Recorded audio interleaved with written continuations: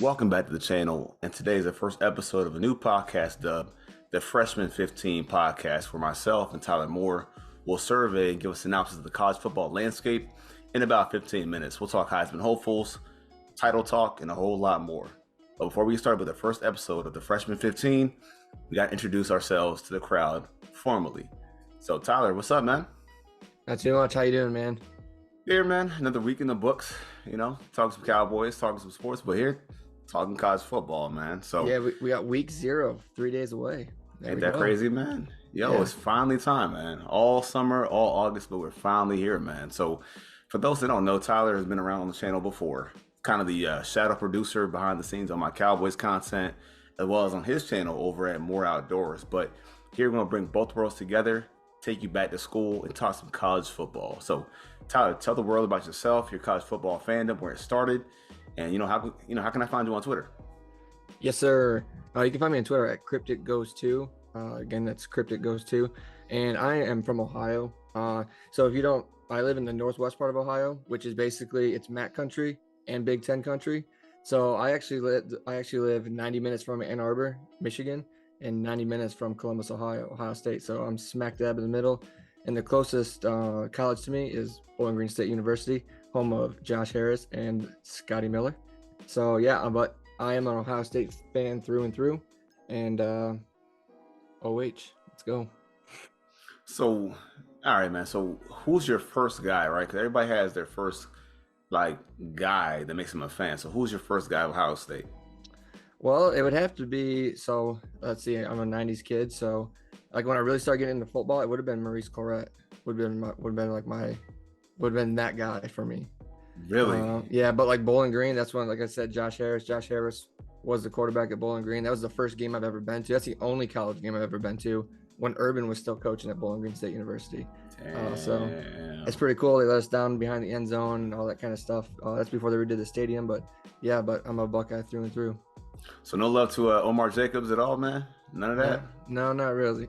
Before your time, huh? Yeah, no, we've had some down years here in the past couple years, so they're not doing too hot in the MAC. I got you. So y'all can already tell, man. Hokie through and through. Hokie to the death, man.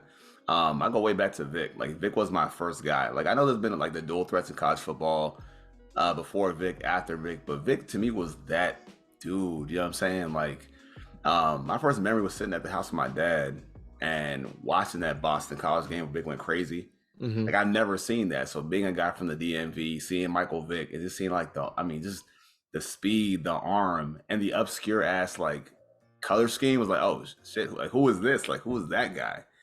So I was like, yeah, man, I gotta get in on this. You know what I mean? So I've been like a Hokie to the death since then. And it's still, since the Sugar Bowl they lost to Florida State. So I'm forever like fuck Florida State, like forever. Like I hate that school. Like that's Yeah. like my team. Like I just cannot stand Peter Work. I can't stand you still. Like I'm still mad. But yeah, I mean I've been just Hokie all the way through, man, through the Beamer days, D'Angelo Hall, all the players that came through Kevin Jones. I mean it's so many guys to count, man. Like I've been say Hokie like all the way through. So been some down times too, man. A lot of losses to ODU. Like I can't stand ODU either. So yeah, a lot of stuff, man. A lot of stuff. But yeah. I feel like Florida State's one of those like universally hated colleges, though. It's like Alabama, Florida State, USC. It's like, yeah, those ones. I feel like those are universally hated universities. It's funny, so I have like a soft spot for like USC. I don't know why. I think it's like I'm gonna assume you've never seen Boys in the Hood before. I'm gonna assume you haven't, but No, I have not. No, all I right, haven't. so like no, okay. But I mean, if you know like Ricky from Boys in the Hood was supposed to go to USC, so I've had a soft spot for like USC football like since Reggie Bush. Even like my favorite throwback running back is like OJ. So yeah, USC doesn't bother me. I hate Florida State though. Florida State and Bama. Yeah, everybody hates Bama. Bama's like it's okay to hate Bama. It's definitely okay to hate Bama. So that's kind of where it all came from, man. So I know this show's been cooking for a while, man. Like I know you and I talked about the show for a minute, just linking up a lot of different projects. So we're finally here, man. The Freshman 15 is live and well. So one thing on the pilot episode that we have to talk about, man, is Heisman hopefuls. So just going into the season, I thought we should talk about the Heisman hopefuls on the first episode of the podcast. Get right out the door. So, according to the consensus, right, Yep. the top five guys in Vegas for the odds makers for the Heisman hopefuls are your guy, one, CJ Stroud, QB over at Ohio State, two, QB Bryce Young over Alabama, the QB again, Caleb Williams from USC, all the hateable schools, top three. There we go. And then running back Bijan Robinson of Texas. Texas. And following up that is Quinn Ewers of Texas, the QB of Texas. Yep. So, man, any thoughts on those guys, man? How's that list sound to you? No, that's pretty much the consensus. Caleb Williams is going to be up there because Lincoln Riley's taking over USC. He went from Oklahoma to USC because of Lincoln Riley, and then obviously everyone knows Bryce Young and CJ Stroud are going to be up there because those are the top two guys basically last year, and they're the top two guys that's going to be this year. Just to go on, and Bijan Robinson doesn't really surprise me. It does surprise me as a running back, but I think he's going to be. I think he's going to be more that offense than what Quinn Ewers is going to be, in my opinion. Yep. But to kind of go out to if you want to take, I know this is like kind of getting into the dark horses thing, but I would remove Quinn Ewers off there. If you're going to talk about CJ Stroud, you got to put Jackson Smith and Jingba up there as their wide receiver. Because last year, when Olave and Garrett Wilson were out for the game against Utah, he went off 15 catches for 347 yards. He had six catches of 30 yards or more in one game. And he was without his top two wide receivers, and Ruckert wasn't playing. So it was just him, CJ Stroud, and Trayvon Henderson. So, yeah. All right, taking the next part. No, so that would, I'm not going to say he's a dark horse, but I would take Quinn off there and move him into there just because we've seen it recently. Devontae Smith was, a receiver who got the Heisman. I would move Jackson up there. That's just my opinion, though. So if you want to talk dark horses, let's talk about your dark horse. So I'm kind of down with Jordan Addison for the same things you said, man. Jordan Addison, and I think all of it kind of weighs into like the Heisman kind of is already talked about. Like I feel like you can always have guys that come out of the conversation based on injury, performance, and guys kind of just rise to the top later on. Like we talk about like Thanksgiving, December. But I feel like with Jordan Addison, my guy from USC, I feel like he fits in as a perfect dark horse in that conversation. Talk about the buildup from the NIL money, going from Pittsburgh, who was, a force at Pittsburgh, 1,700 yards last year. Like he just burst on the scene, and he's now at USC based on money. Look, let's keep it $1,000. It's about money nowadays. Yep. So, him making that move. Now we are like you already talked about Lincoln Riley, right? So we've seen guys with Lincoln Riley, not just the quarterbacks, but the receivers explode and pop, going all the way back to somebody like D.D. Westbrook, C.D. Lamb. Like now you're seeing like this guy, perfect idea, perfect guy for that system. 6 foot, smooth. The guy has all the skills you want for a guy in that system. So it feels like he makes the most sense. USC is I think coming back like this. Like that program's gonna pop right back to his feet. So yeah, man, I'm going Jordan Addison as a dark horse for that prize. Yeah, like you said, Lincoln Riley has a very quarterback-friendly system because we've seen Baker Mayfield, Jalen Hurts, and Kyler Murray. Kyler Murray. And then you like you said, you had D.D. Westbrook, C.D. Lamb. I can't think of the other wide receivers that came out of Oklahoma, but you got those guys. It's a very quarterback, wide receiver-friendly system. So like you said, they should take off right away. But we'll see how he did. But my dark horse plays in the ACC. North Carolina State quarterback Devin Leary. Last year, 35 touchdowns, 5 interceptions. That's a 7-to-1 ratio. 3,500 yards. Quarterback rating of 157. 157. So ACC, he's not going to get much love because he's going to play lower competition, but he's going to play against Clemson. So that's the game he has to perform in. He's going to play against Texas Tech. That's going to be a shootout because Texas Tech can score points. So they're going to have to score points. And then they're also going to play against Wake Forest, who they could score points. Sam Hartman is out. He was going to be my Heisman dark horse because he played very well last year too. But he is out, so I'm not sure if they're going to be able to put up the amount of points that they did last year because they were balling last year in offense too. So if he has to perform at a high level almost every single game, and I think he can do it. If he pulls off big games against Clemson, Texas Tech, and Wake Forest, I think he's going to be up there for the Heisman running. Does he have enough, though? Does he have enough around him, though? Like you I think said, numbers I matter, think, right? yeah. I believe that he still has enough around him. Like I said, he is that offense. So, like I said, 35 5, 7-1 ratio.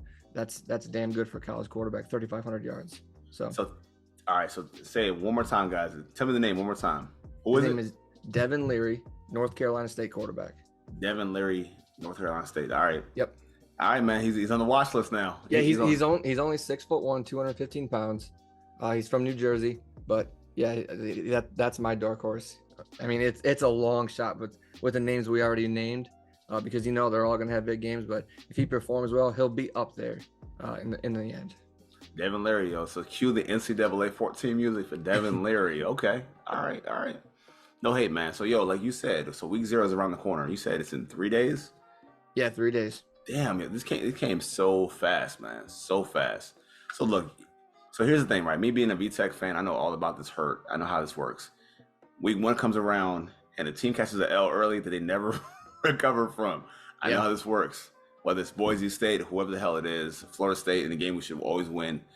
VTech fans know how this feels. But give me one bold take you have going into week 1 of the college football season. All right. Maybe upset, maybe? Like, what's up? Yeah, I got 2 for you. Okay. And these are both all right. So, Central Michigan could beat Oklahoma State. No ranked versus ranked number 12. You hating. Nope.